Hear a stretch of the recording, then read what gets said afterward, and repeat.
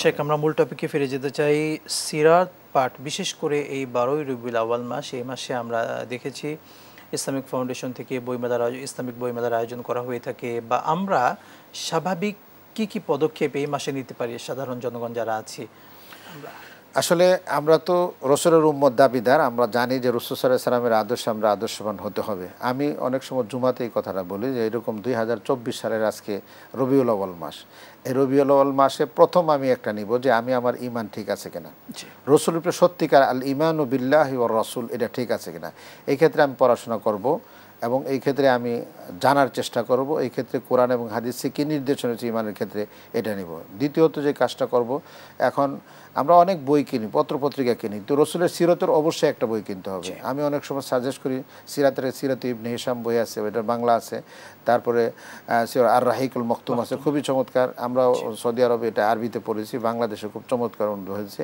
এরপরেও বিষয়ভিত্তিক কিছু সিরত কথা আছে, যেমন রসুল ব্যবসা বাণিজ্য কীভাবে করেছেন, রসুল শিক্ষকতা কীভাবে করতেন, রসুল সামাজিক কাজ কীভাবে করতেন, রসুল মানুষকে কীভাবে তার সামনে তাকে সুন্দর কাজগুলো তুলে ধরতেন, এই বিষয়ভিত্তিকগুলোও এ করবো। তবে কমনলি রসুলের পুরা সিরতটা কিন্তু আর রাহিকুল মখতুম যে বইটা অত্যন্ত চমৎকার একটা বই, এটাকে পড়তে পারে।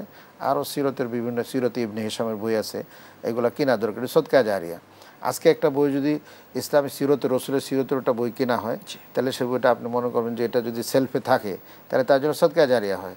একজন মেহমান আসলো, সে একটা বই পড়লো যে ঠিক আছে, তাহলে এই পড়া থেকে সব হবে, এবং পরবর্তী সময় জেনারেশন যারা আসবে তারা এই বইটা যখন পাবে তখন বলবে যে আব্বু অথবা দাদা অথবা ভাইয়া আসলে রসুলের সিরত পড়তো। এই পড়াটা তার ভিতরে কী হবে, একটা আগ্রহ সৃষ্টি হবে এই বইটা কেনার জন্য। আমি মনে করব যে প্রতি মাসেই প্রত্যেক সময়ে কিছু না কিছু ইসলামী বই পুস্তক কেনা দরকার, নিজের সেলফে রাখার জন্য, নিজে পড়া, নিজের পরিবারের সদস্যরা পড়া, যারা যাতায়াত করে তারাও জিনিসটা পড়তে পারে।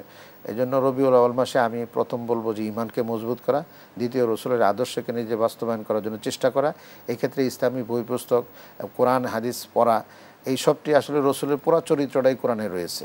এই জন্য কোরআন পড়া, এই বিষয়গুলো ইনশাল্লাহ আমরা করব, তবেই তো আসলে আমরা রসুলের সত্যিকার অনুসারী হব এবং এই অনুসরণ করে আল্লাহর সন্তুষ্টি অর্জন করে জান্নাতে যেতে পারবো। শুকরান, জাযাকাল্লাহ শেখ, আপনাকে অসংখ্য ধন্যবাদ, গুরুত্বপূর্ণ সময়টুকু আমাদেরকে দিয়েছেন।